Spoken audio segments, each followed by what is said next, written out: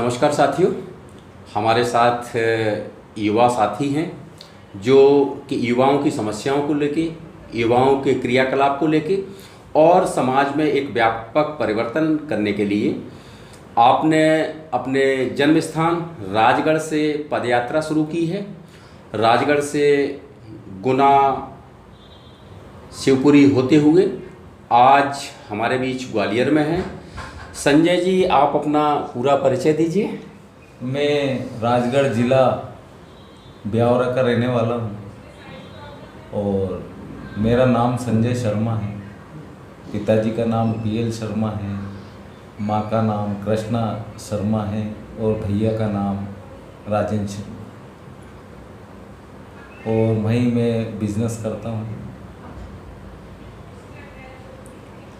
बस लगन लगी मोदी जी से, लगन लगी है मोदी जी से मिलने की, आस जगी है मोदी जी से मिलने की, यही आरजू है यही तमन्ना है मोदी जी से मिलने की। बस शर्त है कोई जगाने वाला आया है, बस शर्त है कोई जगाने वाला आया है। 18 से 40 साल के युवाओं से निवेदन करना चाहता हूँ, 18 से 40 साल के युवाओं से निवेदन करना चाहता हूँ कि वो मेरे साथ हो, वो मेरे साथ हो और मोदी जी का साथ हो तो फिर विश्व की क्या औकात है। बस इसी उद्देश्य को लेके और निस्वार्थ जीवन में सेवा करने के उद्देश्य से लेके मैं मोदी जी से प्रभावित होकर उनके कार्यों को देखकर, मैं जब रामलला भूमि पूजन का होना था तो मोदी जी के द्वारा होने का मैंने संकल्प लिया था, वो पूर्ण हुआ। जब कोर्ट में केस चल रहा था मैंने ये संकल्प जब ही ले लिया था। बस वही लगन से उनसे मैं मिलने के लिए जा रहा हूँ। बहुत बहुत बधाई।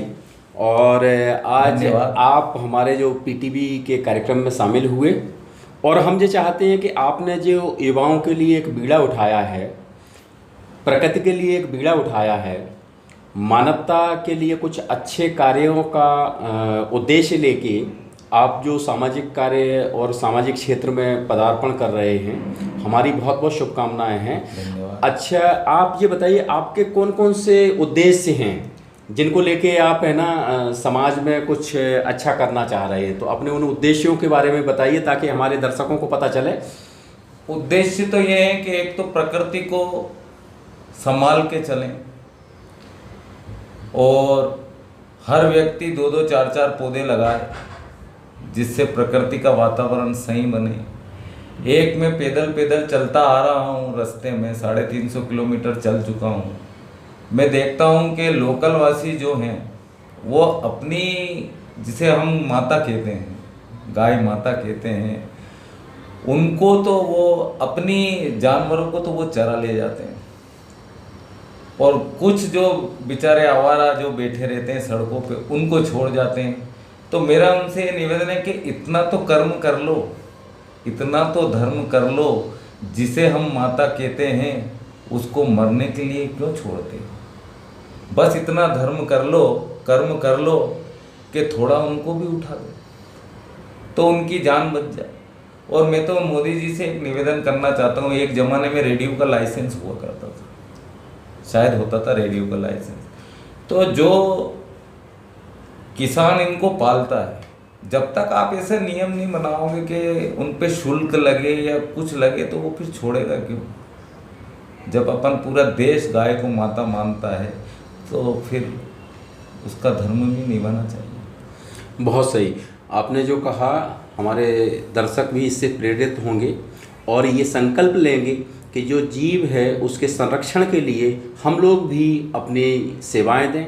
अपना संकल्प जो आपने किया है वो हर जनमानस उस संकल्प को अपने मन में ले और जो हमारी गौ माता है सड़क पर दुर्घटना का शिकार हो रही है, परेशान हो रही है, उसको भी एक नया मुकाम मिले। साथ में आपने प्रकृति के लिए एक अच्छी बात कही है कि अधिक से अधिक वृक्ष लगाएं और हम लोगों की भी मुहिम चलती रहती है समय समय पर। वृक्षारोपण और सामाजिकता के क्षेत्र में हम लोग भी समय समय पर इस तरह की मुहिम चलाते हैं और हमारे साथ भी हजारों युवाओं की तादाद है जो आपके इस मिशन को लेके हम लोग भी लंबे समय से काम कर रहे हैं और जनमानस को प्रेरित भी करते रहते हैं, पर्यावरण के प्रति लोगों को सजग करते रहते हैं। तो आपका ये जो उद्देश्य है कि हम प्रधानमंत्री जी से मिलें, तो प्रधानमंत्री जी से मिलने के बाद आप उनको क्या क्या चीज़ें कहेंगे कि इस तरह का कार्य वो और अच्छे से करें, ताकि ये तो बहुत सारी चीज़ें हैं, वो तो मिलने के बाद ही बताऊंगा। लेकिन ऐसे प्रधानमंत्री सदी में कोई आते हैं तो मेरा भारतवासियों से यह निवेदन है कि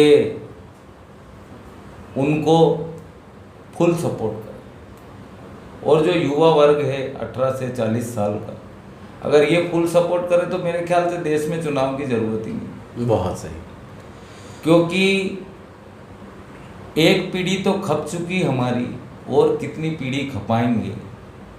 भोर हुई है उठ जाओ, ऐसा नहीं हो कि भोर हो जाए और तुम उठ ना पाओ। तो कहने का यह मतलब है कि हमारे प्रधानमंत्री जी ने पूरे विश्व में डंका बजाया है। कोरोना जैसे काल में इटली, अमेरिका, भारत को ऊपर भगवान ने ऐसी प्रकृति से बनाया है कि आज हम इतने बड़े संकट से बचे हुए हैं। और एक चीज़ और मैं कहना चाहता हूँ कि अंतर्राष्ट्रीय नियम तो रहते हैं कि चीन अपने यहाँ सामान बेचे, उसमें मोदी जी कुछ नहीं कर सकते। लेकिन मैं भारतवासियों से ये निवेदन करता हूँ, अगर वो खुद ही चीनी सामानों का विरोध कर दें तो दुकानदार लाके भी क्या करेगा। और चीनी सामान का विरोध तो करना जरूरी है, क्योंकि पूरे विश्व को एक विश्व युद्ध की तरह इसने मरोड़ के रख दिया है। तो मैं भारतवासियों से निवेदन करता हूँ कि कुछ सस्ते के चक्कर में अपने देश को बर्बाद मत करो और चीनी सामानों का पूर्ण रूप से बहिष्कार करो और मोदी जी का फुल सपोर्ट करो। बहुत बहुत धन्यवाद संजय जी कि आप थके हुए होने के बावजूद भी, और मैं उम्मीद करता हूँ कि मोदी जी मुझसे मिलें।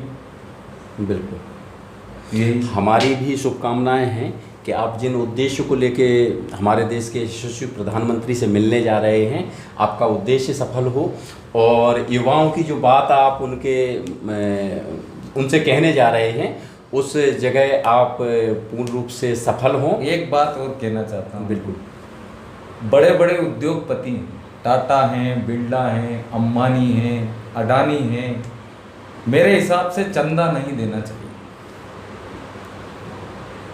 क्योंकि उस चंदे का कुछ पता ही नहीं पड़ता है, जाता कहाँ है आता कहाँ है। तो मेरे हिसाब से तो इन लोगों को भारतवर्ष के 3-3, 4-4 गांव गोद लेने चाहिए और खुद ही इनको डेवलप करना चाहिए। वहाँ पे स्कूल बनाना चाहिए, अस्पताल बनाने चाहिए, जिससे भारतवर्ष अमेरिका को बहुत पीछे छोड़ सकता है। और अरस्तु की जो हमारे दार्शनिक थे, उनकी कहानी भी सिद्ध हो सकती है, जो उनकी भविष्यवाणी थी कि भारत एक दिन विश्व का सिरमौर बनेगा। तो मेरी ये तमन्ना है कि डॉलर रुपये के नीचे हो और रुपया डॉलर के ऊपर हो, तो फिर क्या बात है। बहुत बढ़िया, अच्छा संकल्प है आपका, अच्छे विचार हैं और हम चाहेंगे कि आपके विचार बहुत जल्दी सार्थकता की ओर हों और हमारा भारत देश वास्तव में विश्वगुरु बने और भारत की जो युवा शक्ति है जिससे आपने आह्वान किया है वो दुनिया की सबसे सशक्त शक्ति बने और हमारे राष्ट्र को विश्व का गौरव बनाए और जो हम लोग संकल्पना लिए हुए हैं मन में वो शीघ्र अतिशीघ्र साकार हो। आप हमारे इस कार्यक्रम में पधारे, थके होने के बावजूद भी आपने समय दिया, इसके लिए पीटीबी परिवार आपका धन्यवाद करता है। मैं भी और धन्यवाद करता हूँ। आप अपने संकल्पों को लेके इस समाज में जो एक नया भाव संचार कर रहे हैं उस भाव को साकार रूप प्रदान करें। आप पधारे, बहुत बहुत धन्यवाद आपका। जय हिंद, जय भारत, जय श्री राम। जय श्री राम।